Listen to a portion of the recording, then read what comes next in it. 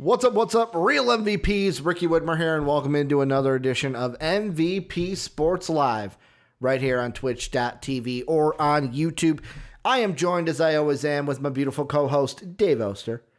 Hey, everybody. Dave looking beautiful as ever with the headband look today. Rocking it. Like, I love the headband look. I don't know if it was I know why, because you told me why, but for them, I'm going to say, I think it's because you were rocking some NBA 2K today. You wanted to get into the mood, get into the basketball mood. You got your Summer League shirt on. I am rocking the Summer League hoodie. It is comfy. It is honestly like, I'm so happy I got this thing. It is incredibly comfy material, super lightweight, digging it. Yeah, and we got a jam-packed show. We're talking mostly basketball today. There was a game that happened last night that we will get to, but we're also talking about draft as well. Pat says that Dave looks ready to go to basketball court and challenge some 12-year-olds to some one-on-one. I would lose that challenge. Make sure you mask up, though. You got to mask up if you're going to the basketball court. Absolutely mask up if you're playing in basketball. I got no problem with it. But I would lose that match. Or go with the old Lori Lightfoot. What she said when the stay-at-home was put in place, where she's like, stop going to the basketball court. Your jump shot ain't getting any better, which absolutely killed it with Chicago. But like I said, we're talking draft. We've got a bunch today. But before we get into it, let's get the housekeeping out of the way. Number one, Discord. It's down below, or it's in Twitch chat. !Discord to pull that up. Great community, great fans that we've got there. Always talking today. We had early draft conversations going on. We're talking about the Bulls hire.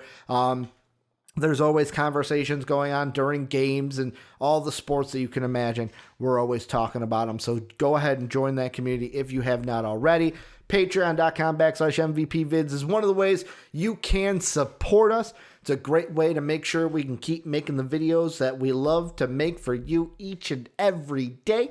Bronze to platinum tiers, a wide range for people who want to throw us a buck or two and get rewarded for it. But you can also sub to us on Twitch. Hey, you got that Prime Gaming? Amazon's going to give it to you. Why not throw it at us? You get to support us, and it doesn't cost you a single thing. Last but not least, we are on Twitch every Monday through Friday. Twitch.tv/MVP-vids, but we're also on YouTube at MVP Sports. And Dave, I absolutely forgot, the draft videos will be up for everybody. Patrons are getting them this week. I'm editing them now. They are on my computer back here. You see it in the corner. You can kind of see it through like the little window, that little white thing under my remote here, down there. They're on that computer. I am just editing them. I haven't even seen these yet. Yeah, they will be up for the patrons this week. Next week on Monday, the T-Wolves are on the clock. So we'll see, kind of like my mock draft, who's going to get picked.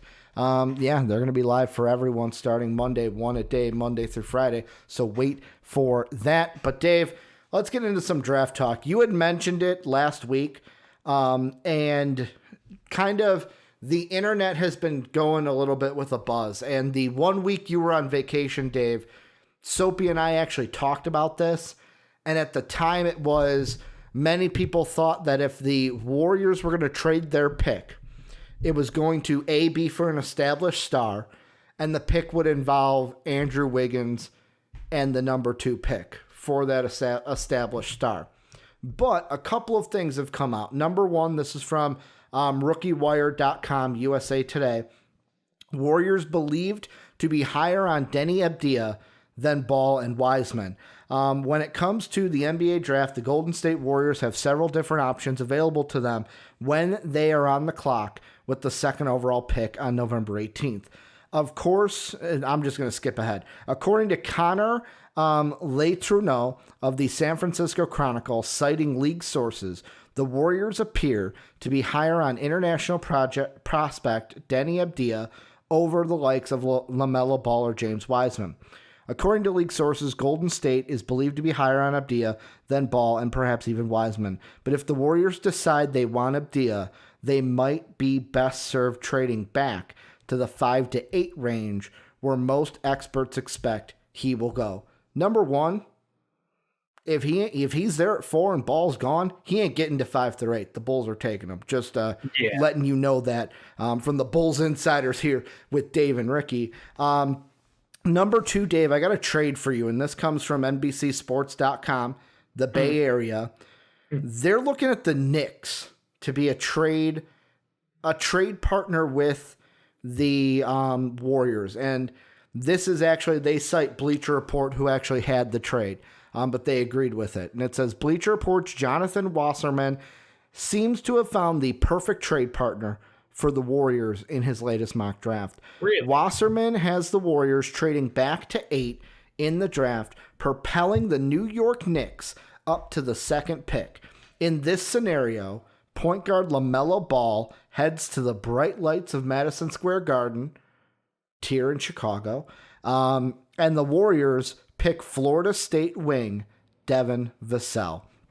Golden State also adds the 27th pick in the 2020 draft, the Dallas Mavericks 2021 first-round pick, and point guard Frank Ntilikina. I butchered that. You are so out of practice. It's Ntilikina, right? That's even fucked up. It's what? Ntilikina? No. You say it. You're better with these international names. No, I want the last name though. I'm not going to say it, but I want you to say it. Just call him Frank. No, I know that, but I want you to say it correctly so we have it at least right on the show, Dave. I can't be having it wrong out there. Mike D'Antoni will come and he'll come through the door, Dave, and he'll smite me. He'll say, "I'm not D'Antoni. What are you talking about?" But Dave, basically my question is, do the Warriors have to trade for a star? Everyone's been saying if they trade the 2nd pick, it's got to be for a star. It's got to be for a star.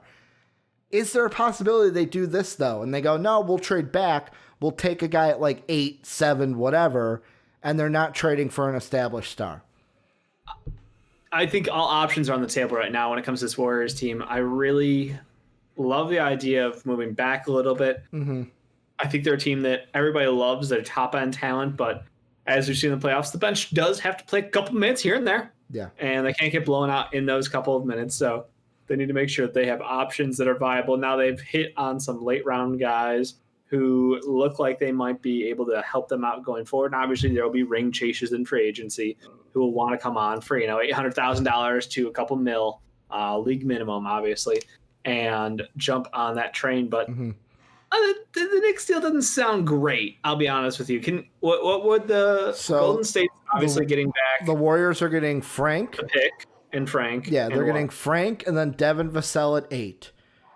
Then they're getting the 27th overall pick, which I mean, you could take pretty much anything there, but like it's not anyone that's going to be starting for them. Right. Then they get next year's first round pick in the Dallas Mavericks. So then basically their hope is that they're going to spin the Dallas Maverick pick, which is now looking like, I don't know, 20. It'll be 20 through 26 next year. Yeah, depending on how Dallas does next year, but they should do better next year than they did this year. I mean, assuming that Luka Doncic isn't broken in half this year, and he's not the MVP they're going to win next a lot year. of fucking games. You got to remember he missed a lot of games this year. So yeah, they're 18. They're the 18th overall pick right now. I do believe that it's the value is the Minnesota pick plus that pick plus something else could be moved eventually down the line for something. I don't like it. I think that that's a shit trade. No offense to that writer or pundit or whatever he goes by, but I don't like that deal. I think that's incredibly cheap for the number 2 overall pick in a less than ideal draft, but still a solid draft class. The one I always go back to where we're favorite. Hey, let's stick it in Chicago. We are a Chicago show here. Yeah. We got some guys they might want. We got a wing who might fit better in a system. Yeah. And they've got a wing who they don't want. We've got a pick that we maybe just want to jump up a couple to secure a LaMelo Ball. Otto Porter, Andrew Wiggins, LaMelo Ball. Number 4 pick overall for Deni Avdija. Like, how is that? How obviously we'd have. Well, I'm gonna let you keep talking. I'm gonna answer this door that keeps ringing. Yeah, you probably should do that. Probably should check out who's at the door. So, okay, my thoughts here are obviously Otto Porter is on the final year, assuming he opts in of his contract, which means a couple of things. Since the Golden State Warriors are already over salary cap, their salary cap busted, and I think they would ask for an extension on Otto Porter. Here's the thing. Otto Porter has an incredible upside. I think we saw what he was doing last year for the Chicago Bulls at the end of the season, where he looked like he could ball handle, he could knock down shots for himself, he could create. He has an incredible outside shot. He's just physically well built. Looks like, Wilt Chamberlain's nephew out there. And I really wonder if they got him on a long-term deal, plus only moving back to 4. I think that's a massive upgrade over Andrew Wiggins. I understand the health concerns with Otto Porter. He just missed an entire season, but now he's had an entire season to get healthy, and there's no reason to believe that he'll be injury prone. I think he's a better player value-wise than Wiggins would be, so I could see them going, hey, we'll find the better fit in Otto Porter, and we'll still get Denny FD at 4. And then the Chicago Bulls get LaMelo Ball at 2 and a decent wing in Andrew Wiggins. I wonder, we might have to toss in a future pick. I have no problem with a top 5, top 10 protected pick in that case to sweeten the pot for them. But I think that's a win-win. I think, Bulls giving up Otto Porter, this year's 4th, and a protected future 1st for Andrew Wiggins, this year's 2. Mm-hmm. It's a win-win in my book. You're still talking about the Bulls trading up for it? Yeah. I was wrapping up my thoughts on that. I just for me, it's though, if I'm the Warriors, yep, I am still on the train of if I'm trading the number 2, yep, I want to try to get an established star. It's what star do you want? Who has a star that wants the number 2 pick? Cleveland? Do you bring in K Love? Kevin Love is not a star anymore. I mean, Kevin Love. When I say star, in every case where it counts. When I say star, he's been hurt in every moment outside of stopping Steph Curry. You don't think that he would help the Warriors, or do you think he'd be just add? I don't know if he would be healthy. Okay. Can you count on Kevin Love on a team that has had Steph Curry with injuries, Klay Thompson with injuries? Mm-hmm. Can you count on him to be a healthy player even Draymond missed chunks last season. Mm-hmm.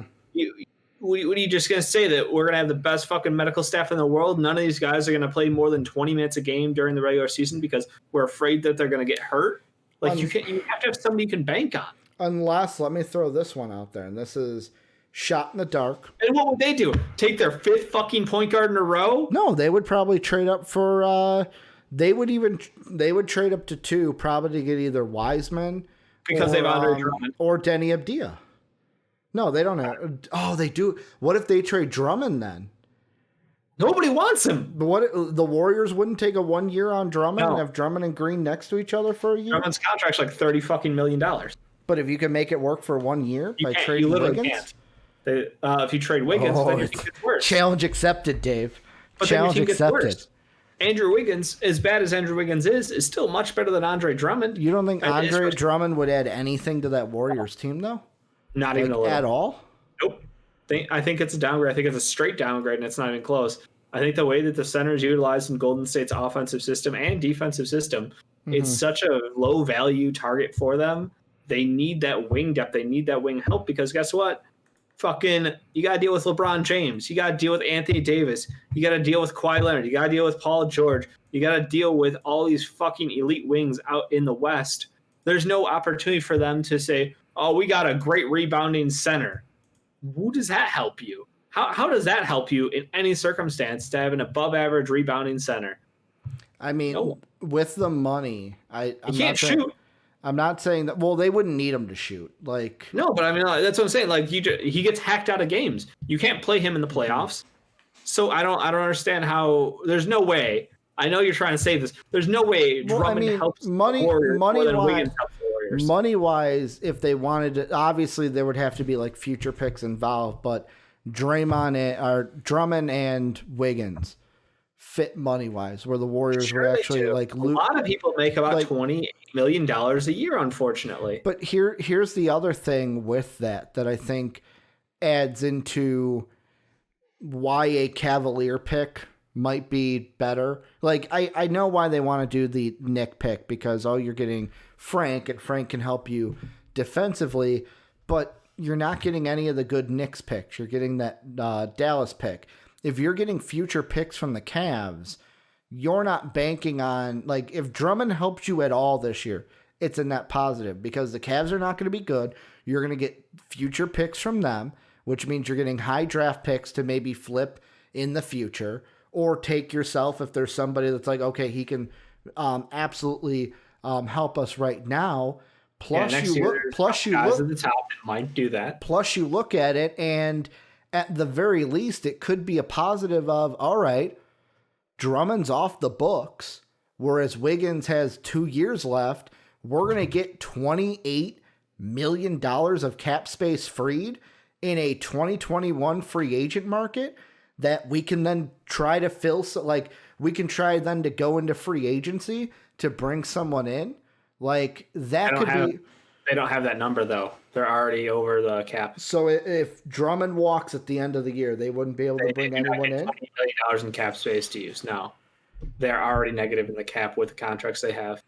Right. Yeah. So that's why they need a long-term deal for whoever comes in has to be under contract. That's why I was saying Otto has to be a multiple-year signing. Right now it says 29.5. So they would still be, you're right, $1 million. Well, from the trade, they would save basically the amount that they are over in the cap space is Wiggins' contract. Wiggins makes 29. So, like, by taking Wiggins away, you're then that cap space goes down to what Drummond's at 28.5, I think 28.7. And then after he walks, they could like on top of any other unrestricted free agents they have next year, they could be in a positive to where it's like we can try to sign the rest somebody. Of their contracts add up to like $5 million. Oh, I'm not saying they're going to get like a Kevin Durant player, Dave. I'm just saying they're not going to get they get their MLE, and that's about it. Like, look, number one, Drummond makes the team worse. Number two, they don't have fucking money for a 1 year Drummond deal. They don't want him on the team for 1 year. Like, that doesn't help them in any situation because you can't even flip him as a positive asset. He literally went for a second rounder. If I recall correctly, that was the Cavs deal to Detroit. Was Andre Drummond's value was a second round pick. Like, you are overvaluing what Andre Drummond's league wide perceived value is. Then, and I mean, if I'm looking at the Cavs, that's why I first brought up K-Love, because I know he's got the injury history, but I think he'd be able to help this team. Like, Atlanta's another team I look at because of the John Collins rumors, but yet again, how much of a star is John Collins if you're looking for that star word? And number two, what then are you going to roll John Collins at the 4, Draymond at the 5? Like, Draymond is then a small big anyways, to where you really freaked me out, by the way. Your arms and you were frozen. I was like, shit, did my camera freeze? And then as I went to hover over, you moved, and I was like, okay. I'm going back and forth with fucking EU Huntu. It's just like, I don't know if and this is what I said when Soapy and I talked about it. It's the conversation of, is there a star out there for this team to where maybe the team that has that established star, like, and I'm looking for centers, and like, there's not really, because I feel for a center? What makes you think that a center is the correct move for Golden State? Because I feel like they had, like, when you look at their championship runs and everything, they have almost everything else covered.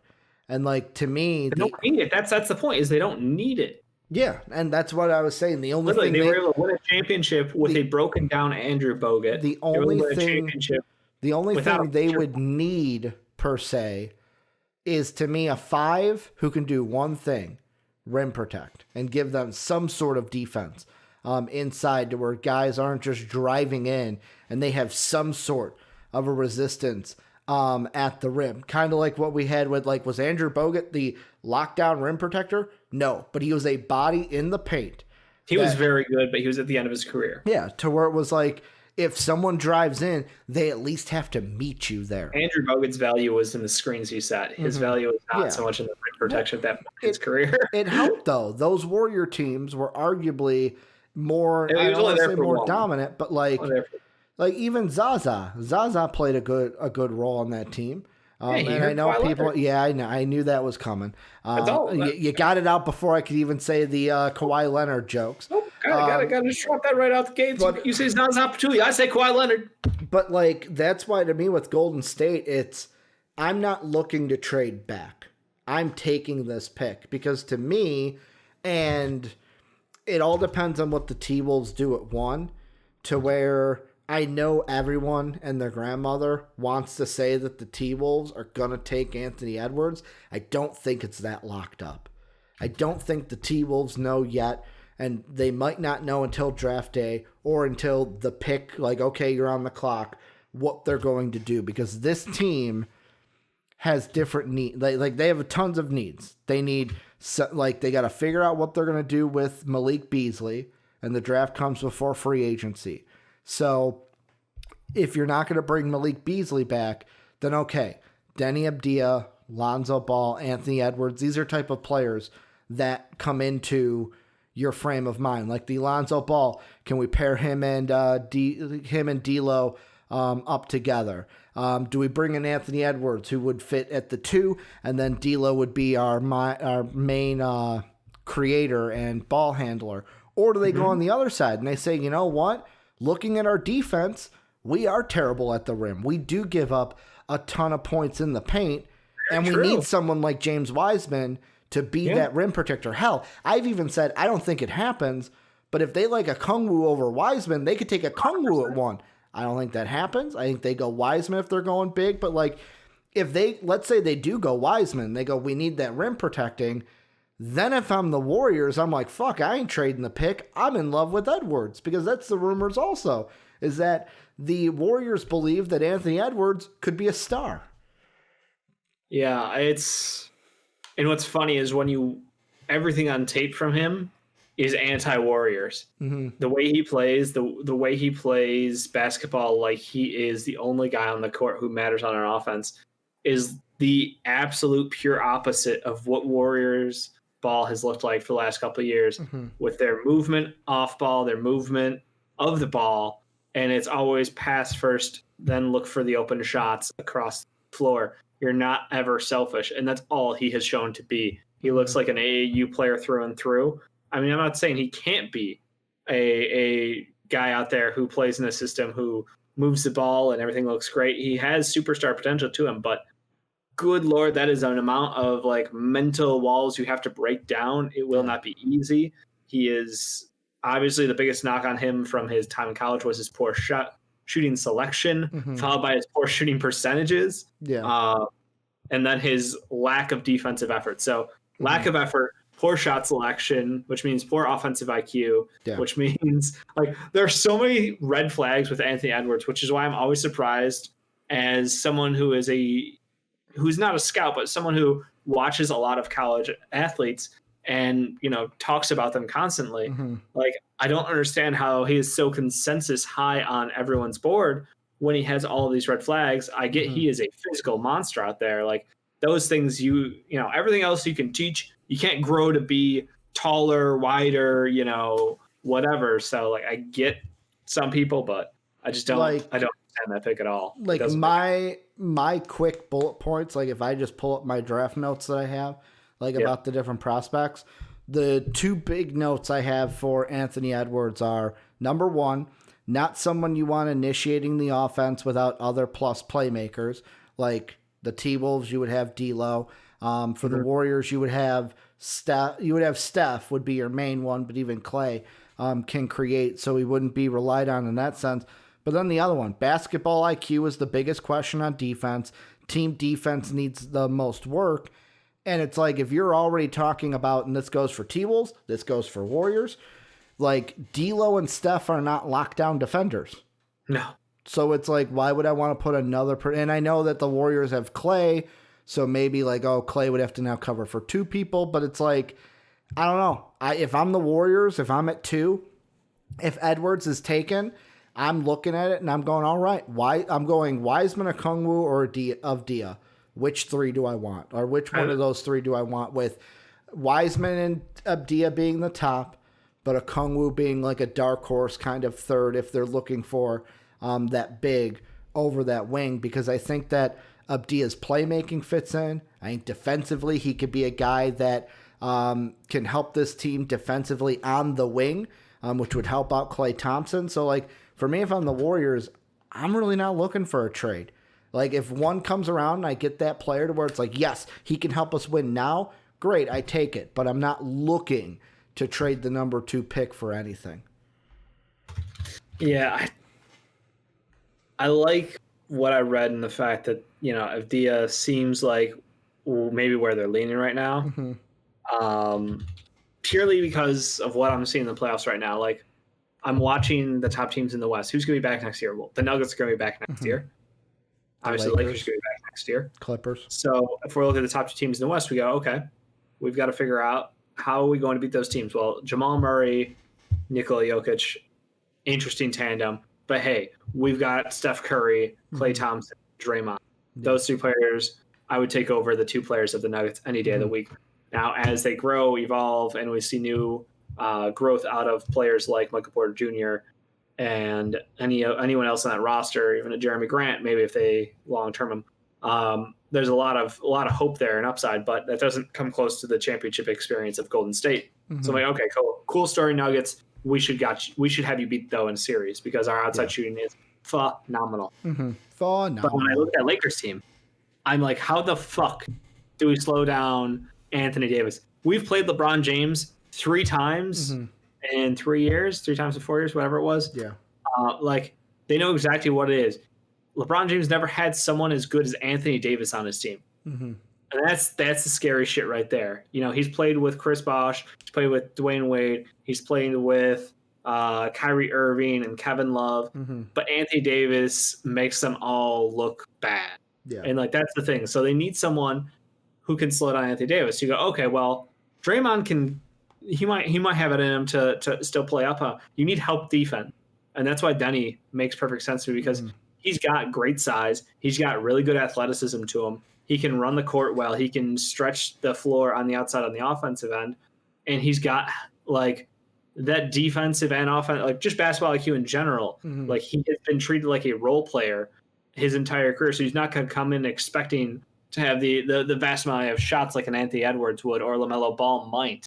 He's going to know, hey, I can fit as a cog in this system, come in, do my role, play balls out defense, and be the benefactor of the gravity of the offense of Steph Curry, Klay Thompson, and that ball movement system they have out there in Golden State under Steve Kerr. Like, to me, he is the guy who just that screams like, hey, this is going to work out well for everybody. So when I look at them, I'm at that point where I'm like, if they can't get a good deal to move back from 2 to 4, I think I'm with you. I think it's that Bulls pick is the pinnacle. Like, that is the line in the sand where it's like, well, I don't know that Denny Avdia is going to get past this point. If he does, I have to get 5 because I don't know that he would ever make it past 5. Yeah. Everything I've heard so far is he's a top 5 pick going. I've heard rumors for each team at this point, but the heaviest has been obviously the Chicago Bulls, and next to that now is the Golden State Warriors. And the only one behind that is just the Cavs. So I have to think that if they're making a move, if it's a 2-team deal, like we said, Kevin Love would be interesting on the Cavs end, but I don't know that his value is there because of his health concerns. Can you trust someone who's been injured literally the last 5 years, every single year, and missed game? And that's like, if he's available at 5, I think the decision for the Cavs should be the decision for the Cavs. I don't think a Hayes, I don't think a Halliburton will be at the top of the list, although like Hallie could be on the outside. But like, I think the top 2 that you're deciding between Cavs, if Abdia is available, is Denny and Obi. To where it's like, I'm either going Obi top end for what he brings, and if K-Love's injured, put him at the 4, but he could also be the long-term replacement to K-Love, or it's Denny Abdia because of what he could bring to us day 1. Let's move on, though, to a different draft-ish kind of topic, Dave. You kind of brought this to our attention yesterday via Reddit, and it comes from Sham. So basically the article I found with it, to put some context to it, is the Rookie Wire, USAtoday.com. And Shams put out this tweet yesterday. Sources, the NBA G League is seriously discussing tournament featuring the Elite Ignite team led by Jalen Green and Jonathan Kuminga, and other teams, undrafted players, etc., in a bubble environment in November, December. Decisions are still fluid. This would basically be a bubble-like atmosphere. The players like Jalen Green and Kuminga, if you're thinking like, I haven't heard their name, these are guys that were in the recruiting class from this last year, so the Cade Cunningham class that we're going to see in 2021's draft, but they opted not to go to a college. Basically, take the paycheck, take the endorsement deals, and go get some in the G League. Here's my thought on it, though, Dave, because I know you're going to be hyped on it. Can I read off the players of the team, right? Go ahead. So, Deshaun Nix at guard, Jalen Green guard, Kuminga out there, Isaiah Todd, and Kai Soto. Like, this is like literally, you have 4 of the top prospects in the U.S. and then Kai Soto, who's an international player, who's came over already. But like, he's somebody who has a special physical. I mean, nobody's like him physically.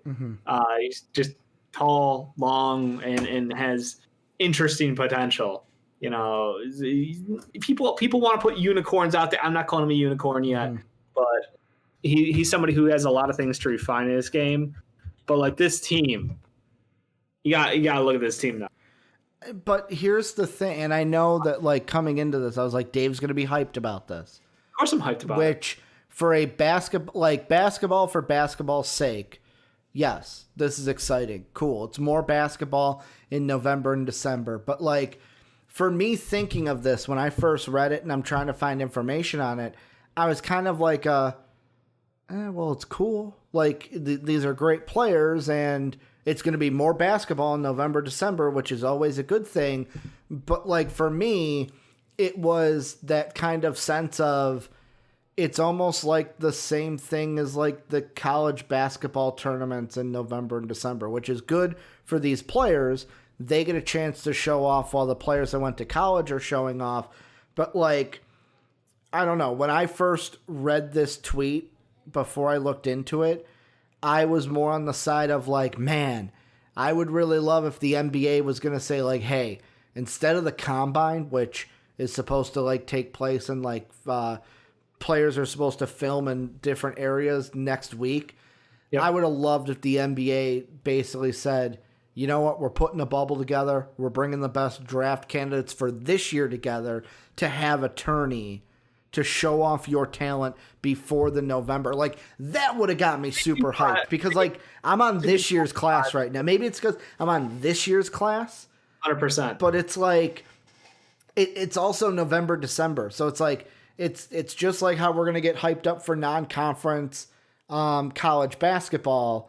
But then towards the draft, it's like, I have a lot of things to where it's like, it's exciting if you like basketball, but I don't know, maybe because of where it is and it's because it's next class, it's like it's not hitting the same as it would have if it was this year.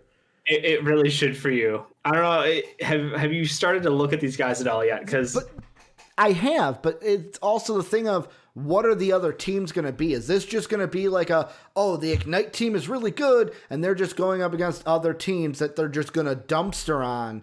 And it looks like the Harlem Globetrotters. Like, that's not going to look good in my mind if they're going up against teams that they're going to dumpster on, because then I'm going to look at it and go, all right, I'm just going to be saying, okay, I got to wait and see what happens later. Like, it has to be constructed correctly in my mind. Well, I agree. There has to be a level of competition there, but if they're bringing in other G League teams, then it will be interesting, because G League teams are guys who usually are, age 20 to 26, who have years in playing. They're definitely stronger, more physical. They're playing a different style. They've been well coached for a couple of years. These are kids coming out of high school who have been nothing but, the YouTube hype beasts, like Jalen Green getting Kobe comps out there, Jonathan Kuminga being the next big special wing, Kai Soto being 7'2", being able to stroke it from the outside. Like, they've got so many unique high school talents on this team where it's like reality check time, or is this going to be a team that, you know, can compete with grown ass men? Like, that's my question. Like, there's so many great matchups that could happen. It really does depend on what they're going to do with bringing in that level of competition. Is it other G League teams? Is it going to be like, you know, just throwing together a group of guys that they're going to face off and like showcase kind of events? What is that expectation going to look like? And that's not clear yet. So I understand why there's some concern as far as the level of competition. But at the same time, any level of competition is still better than what they did in high school. I mean, for me, then, the thing that, like, because also it would bring in undrafted players from this year's draft as well. Like, if it's that sense of, like, okay, the competition will be there, but the thing that I get stuck on in my head on is if they look good, like, if they look great now, that's good. But if they don't look good now, or it's one of if they look okay, even if they do look great, people will say, all right, but it's November, December. Like, you're not making your draft. I know scouting's a year-long thing, and these guys have been scouted before, even this year. But it's also like, how many guys have we seen dominate in college November, December, but then by February, March, it's like, wow, we really fell off on these guys, to where it's like, yeah, like Lugan Stewart, that guy totally fell off. Well, no, I'm saying like there have been. He did. He actually, like, he was a star in early college. I feel like that was a little bit of a dig because of how he played in the playoffs. Because he turned out to be an absolute fucking wrecking ball in the NBA as far as his defensive skills, which didn't change. All he did was, you know, shoot worse percentages as college went on, unfortunately. But like, I understand your concerns because the college season is long and we do see growth out of guys outside of that initial tournament. But like, Obi Toppin made it to the top of people's draft boards because of that tournament. Like, that's this past year. Well, he didn't even get to play the tournament. I thought the Hawaii tournament, right? Oh, okay. Yeah. Cause we didn't have a March Madness either. Like that's another thing for this year. That they played literally in the first 2 weeks of the college season. Obi Toppin was a top 5 pick because of that tournament. For that point, it's a good tool to get on people's radars. It is. Yeah. It's just the thing that is different than college is that we're going to see them November, December, and then it's like, when do we see them again, kind of a thing? When the G League resumes play. So you think Ignite is just going to be like a G League team this year? That's the whole point. Okay. So I thought it was just they're here for the tourney. They're not like in the G League. No, they're a team that is on par with the G League. I don't know if they're competing for a playoff spot. In that respect, it sounded like the way that they had initially been written up was they were going to be like a showcase kind of a team where each team in the G League would play them, but I don't know necessarily that they would be competing in said G League. Yeah, you know, that's what I'm saying. Is this just going to be we saw them in November, December, and then it's like question mark on when we see them again, kind of a thing.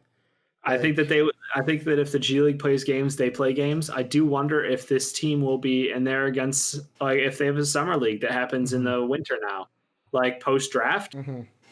If there's a summer league bubble, what if that happens? What if we get every NBA team, summer league team playing, and this is a wild card team fucking out there against guys who are, you know, a year older than them and shit like that? Like, wouldn't that be awesome? I mean, I wouldn't hate it, but at the same time, that adds in 31 teams instead of 30. Like, it's no longer an even number for games. That's just no, not an even number. Well, I mean, like scheduling. Scheduling's a thing. Great fucking talent play the current generation of drafted stars. Scheduling goes into these things, and like the summer league is such a like regulated thing to where it's like I said, you should be excited for basketball's sake. It's just for me, yet again, I'm going back to my first thought of like, I'm like, can't we let's have a bubble instead of the combine how it is. Let's have a bubble for the kids that really like didn't get to show off anything in March Madness and stuff.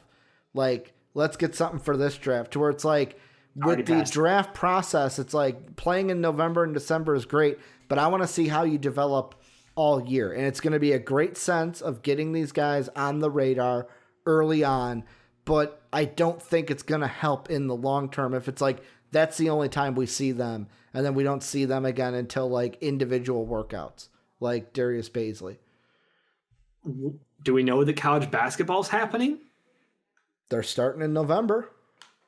Are they actually? Yeah, we talked about it when we said how it's a bad decision. Are they actually? We talked about it. We said it was a bad decision because of the pandemic. 5 fucking delayed games so far. Oh, I'm not saying it's going to go smoothly. I'm just saying that's the plan. Well, I'm just saying that, like, if they have, multiple cases of COVID and delays and missed games, then what's it? Dave, I'm not trying to make this college versus the pro thing. It feels like you're being a cunt here and being like, I don't care about these kids yet. Give me something for the class that's going on right now. And I'm saying, be thrilled that the NBA cares enough about the young talent coming into the league and wants to continue to develop this as an option, opposed to the NCAA as a separate path, and they're investing in that. They're saying we're going to rent out a space in fucking Orlando, which is going to cost us millions and millions of dollars, so we can showcase these 5 fucking kids. And I know there are other kids on the team, but really, let's be honest, it's about the 5 at the top, not the next 7. I would say if the NBA really wanted to, if the NBA really wanted to help these kids, then what I would do is bring on the team for the entire G League season, where it's like, no, you're not going to fight for a playoff spot because you're not in the G League, but you get an entire season.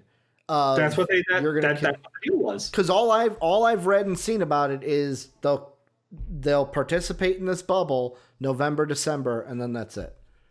No, they're literally just trying to put something together for the G League because they don't know if they're going to run the full G League season. So if the G League season happens, they will still have games against G League team. This is just something. So even if the G League runs all the way through June, they're going to be there the whole time and not just for this November, December tournament. They're going to play G League teams probably back in another location. I don't know if they will keep their bubble home down there in Florida because I think other sports have sounded like they're interested in that valuable real estate. Yeah, for me, it's something right now I would have to wait and see what happens with it.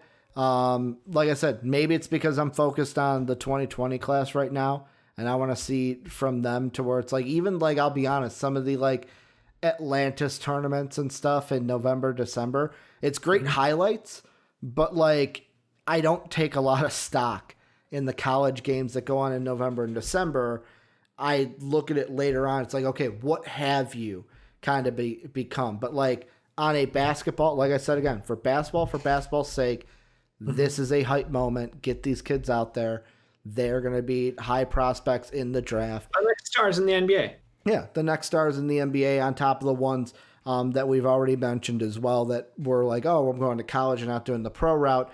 But Dave, the next thing, we're going to kind of combine Wet Boys and the Laker Nugget conversation because all of our Wet Boys are coming from that game. We've got no Wet Boys out of the NBA. So this is a segment we love to do here on MVP Sports Live. The dampest of dudes, the soggiest of shooters, the moistest of men, sometimes even the mistiest of misses. These are our Wet Boys or players the day before we want to give player of the game nods to for popping off in the previous day. Usually how it works, Dave gives a Wet Boy, I give a Wet Boy, and then the patrons at patreon.com/MVPVids silver and above get to vote on theirs. Dave, we'll do the same order, but for today, since we're combining the two and they're all coming from the NBA game, we'll just go through them. You'll give yours, I'll show the thing a little bit, I'll give mine, and then we'll really get into the game after we announce the Wet Boys. Sure. My Wet Boy is Jamal Murray. He played really good basketball yesterday. Mine is up enough. Yeah, I mean, you did your job. Mine's Nikola Jokic. Yet again, 10 rebounds, 22 points, played a hell of a game. And the patrons went with, guess what, Dave? Another Denver Nugget. I almost said Detroit Nugget. Jeremy Grant, or as one patron put, greatest Sixer or great Sixer legend, Jeremy Grant, who had a phenomenal game as well. Dave, your thoughts after this game 3? And was this just a blip of like, oh, Nuggets are still alive? Or like, does this mean we might actually have a series after 3 games? The 3-1. You know where it's at. That's a trap. It's an absolute trap. It's a trap. We'll see. They looked good out there. Honestly, like when the Lakers went on a run, though, I honestly did not have hope for them. I thought the Lakers were going to steamroll at that point. Yeah. I was like, fuck, that fourth quarter could not have ended quicker, you know? because it felt like they played another 10, 15 minutes out there. Like if they played another court, it was like the momentum was totally with LA at that point in the game. But no, hell of a game by the Nuggets. I loved a lot of the tweaks that they made to the offense. Jeremy Grant out there, just honestly impressive. Like he's always been that guy who like analytics guys really like because he's an above average defender. He's an above average shooter. Everything about him seems like he's like that. You know, he's the next Rocco kind of role player, but yet he doesn't seem to get a lot of steam or a lot of shots, but he does all the little things right. And I think this was a fantastic showcase game for him. He's going to get paid by somebody at this point. It's just a question of whom. Thank you, OKC, for Jeremy Grant. Thank you, obviously, the Sixers for Jeremy Grant. Like, this man has been a development person who has been just earning and grinding and getting better and better at the game. And he was able to play big minutes. He's 26 years old now, which is surprising to me, but he has been absolutely critical for this Nuggets team through the playoffs. Honestly, I did like a lot of play out there. Like Dwight Howard actually looked good in his limited minutes on the Lakers end. Rondo obviously able to make some good calls, make some decent passes, but came up short. And obviously, well, LeBron James, Anthony Davis doing their thing. And I was going to get in.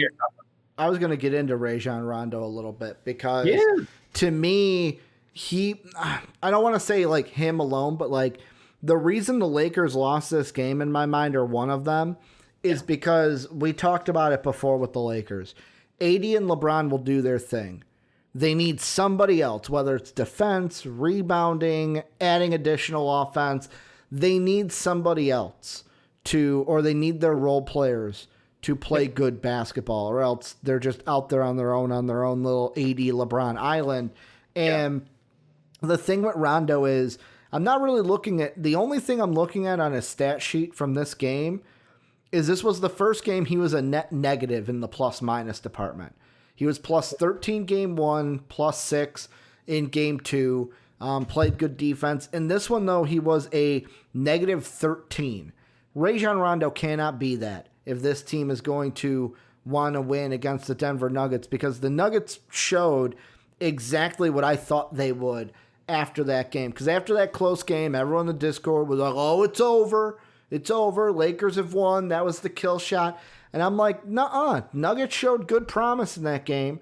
They're going to carry it over to game 2. They're just going to this time be in a situation, and hopefully it also was a little bit of coaching of like, okay, we got to put you in right situations of, all right, we know how to hang with you. Now we just got to get the part down of finishing out the game. And they did in game 3. Can they do it 3 more times?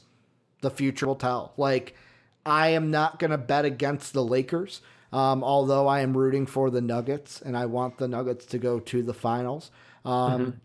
This is a team that even the memes have already started, Dave, of Lakers worrying, you lose game 4, you go 2-2, but if you win, you go 3-1, and you never want to go up 3-1. Against this Nuggets team. Yeah, like to the point where this Nuggets team, I feel like game 4 is going to be important, and it's going to be one of those where I expect it to be as close as game 2 was, and then as close as game kind of game 3, to where, like you said, it was more close because the Lakers went on a run late, and if they would have had a little bit more time, they might have been able to squeak out a win. That's why it's going to be important. I think it's going to be a close game. It's just, can the Nuggets do what they did in game 3 more times? And it's going to take a lot. I mean, the biggest question mark for me this past night was watching Anthony Davis out there. Like, I don't know how you can play that many minutes and not get a fucking rebound. He had 2 rebounds in the entire game. It didn't look like he was playing out of position or anything. I don't know if it was like a hustle thing, but like just watching him play has been absolutely frustrating because, like, okay, well, you're losing on second chance points. You're losing on opportunities. Like, literally, game 1, 10 boards. Game 2, 9 boards. Game 3, 2 boards. How are you going to get pushed around like that, AD? How are you going to let other teams do that to you or do that to yourself if it's a lack of effort on him? And he even came out. They did question him post-game about his rebounding performance. So hilariously enough, the media trying to hold him accountable just as much. I think that was the big deal to me was that rebound number, because honestly, when you look at it, like 25 to 44 rebounds, no shit, like the Nuggets are going to have more points.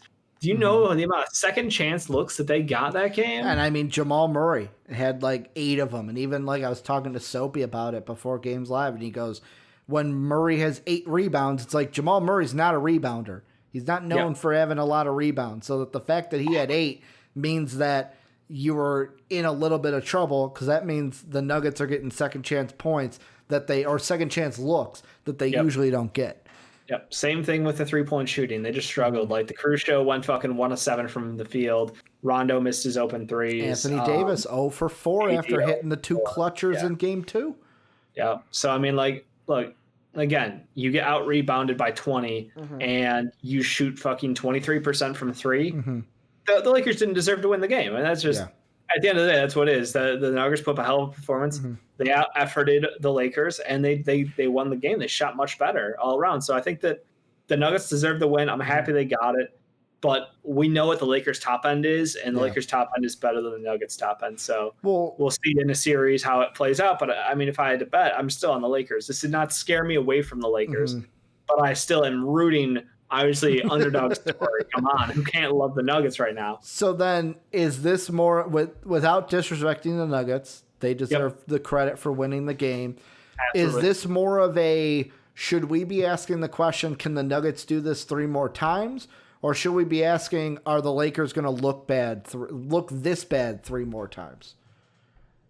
Because, like, for me, I was leaning towards Nuggets should be like, oh, can they play this well 3 more times? But, like, after hearing you talk, I almost want to lean towards, well, yeah, are the Lakers going to look this bad rebounding, this bad from 3 more times this series? You got to give credit to the Nuggets players on some of that stuff. I mean, obviously, Gary Harris has improved defense out there.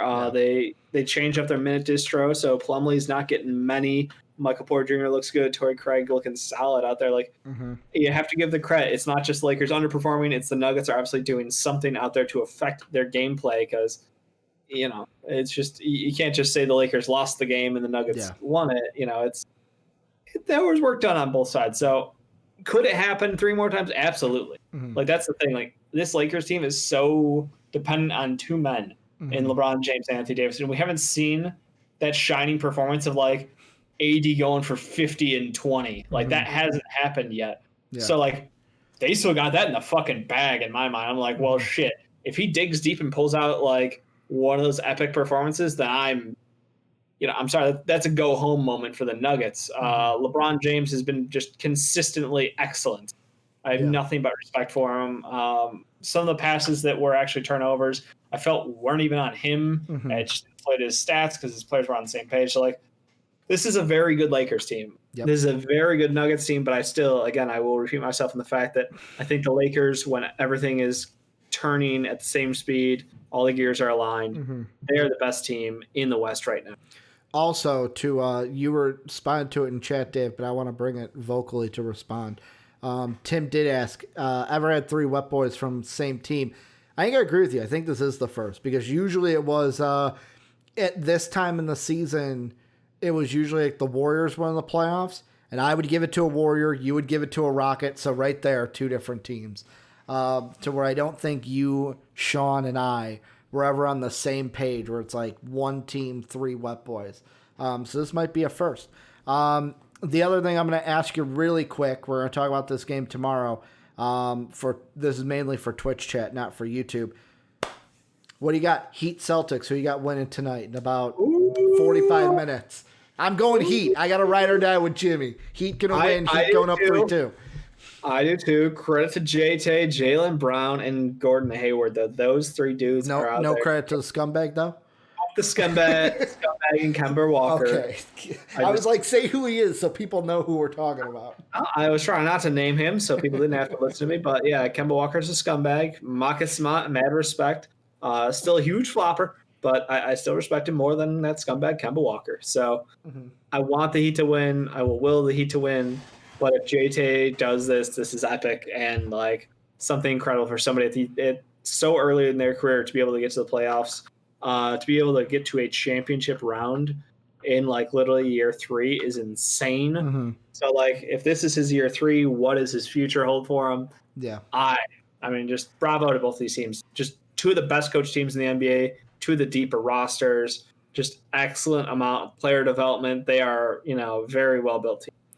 Tyler Hero, Rookie of the Year. That's what I'm saying. The real Rookie of the Year. Nope, that's a Ja Morant. No, Tyler Hero, I can't wait to see him pop off tonight and have a better game than he did. Didn't play bad, but like there were a few shots down the end that I think they'll hit this time around. But Dave, let's go into our only non-basketball. We've got 2 non-basketball newses from today. The first one is kind of surprising and sucks for Tyrod Taylor. Like, I feel bad for the guy because of what we talked about before and not knowing the situation. This is from ESPN. A Los Angeles Chargers team doctor accidentally punctured Tyrod Taylor's lung just before kickoff Sunday while trying to administer a pain-killing injection to the quarterback's cracked rib. Anthony Lynn told ESPN's Shelley Smith on Wednesday. That's why Smith did not start Sunday, and rookie Justin Herbert unexpectedly did against the defending champion Kansas City Chiefs in an arrangement that Lynn said will continue Sunday against the Carolina Panthers. Taylor's injury is not career-threatening, Lynn said, adding that the doctor just made a mistake. It happens, Lynn told Smith. Tyrod's not angry, not upset. Lynn strongly backed Taylor on Sunday night. And again this week, many coaches believe that no player should lose his job to an injury, especially one that accidentally came at the hands of a team doctor. The Chargers previously said Taylor suffered complications from an injection. Dave, because of this, I'm going to backtrack my statements from, I think it was Monday's show. I don't agree entirely with the no one should lose their job from an injury. Just ask that to Drew Bledsoe and ask how the Patriots went. But the fact that the doctor caused the injury, all right, now I agree. Should not be like a for sure lost his job. But yeah, this is good. This sucks for Tyrod Taylor. That's just what it does suck. I still think he loses his job, but it sucks. Dave, I still think he loses his job. Like, hey, accidents happen. This is a fairly common medical procedure done by doctors in NFL not front offices, Jesus, in NFL locker rooms. Yep. So I'm not really concerned there. I'm surprised that obviously it happened, but it's rare. But yeah, you still lost your job. Your battery is blinking. Yeah, just ignore it. Okay. Yeah, it ain't gonna die. I basically am gonna have to. I'd have to walk around and unplug it and plug it back in, which is not hard, but I don't know why it does that because it's literally plugged into my wall. It's fine. But yeah, point being, they saw the future. The future is here. The future's awesome. They ain't going backwards. I love Tyrod Taylor. We talked about him yesterday. I have the utmost respect for him and what he is to a professional quarterback position. Great locker room guy, incredibly smart, talented playoff quarterback, but they've got the future already. And if their quarterback in Herbert had struggled last week, different story. Like, okay, he's not done yet. Put him back in. We'll wait. Tyrod Taylor can go back out on the field. Herbert can go back to reading the books, figure out what he's doing wrong, and keep developing his game. But man, you have a performance like that, you take the fucking Kansas City Chiefs, the Super Bowl champion, can't say Chiefs, to OT. Yeah, I mean, it's just. I think that's. I think you're a starter for life now. Yeah, to me, it's like it goes on to the chronicle of Tyrod Taylor and his just story of like, hey, I found my home. No, I haven't. Oh, I found my home. No, I haven't. And this time it's like, oh, great, because here's the question I'll ask too: is yes, Anthony Lynn said, mistakes happen and that it was a mistake and obviously the doctor didn't mean to do it. But because of, you said, because it's a routine that is normally done, it's not like something that is oh my God, that's a tough routine. I don't know. I'm not a doctor. So don't come after me for it. But should there be any, I don't want to phrase this, any blame on the doctor, or is it just like it was a mistake, whatever? I mean, obviously you can blame the doctor. That's what malpractice is for. Mm-hmm. If they want to sue the doctor, that's fine. I'm not Like invested the in that. Chargers aren't going to fire the doctor. I mean, if they wanted to, again, if you fuck up once, like, should that mean everything? I don't know if the doctor's background is what. I don't know if he's done this 500 times in the last 30 years and he's at a perfect record. This is his first final. I don't know these questions. These are not questions that we can answer as the media. Good point. I know we're not the media, but we're a form of media. Some thoughts come to the head, Dave, and I just gotta spit them out sometimes. I mean, the rapid thoughts. I know we don't have the answers. Someone must be punished for this. Hey, that's the culture we live in, right? Something bad happens, someone needs to be put on the spot. I didn't want to say it, but that's what's fucking wrong with our generation. And you just blame somebody. And basically everyone culture the shit. And it doesn't fucking help anyone. All I can think of is everyone else has been blamed for something like that. Is basically the James Franco meme of first time, huh?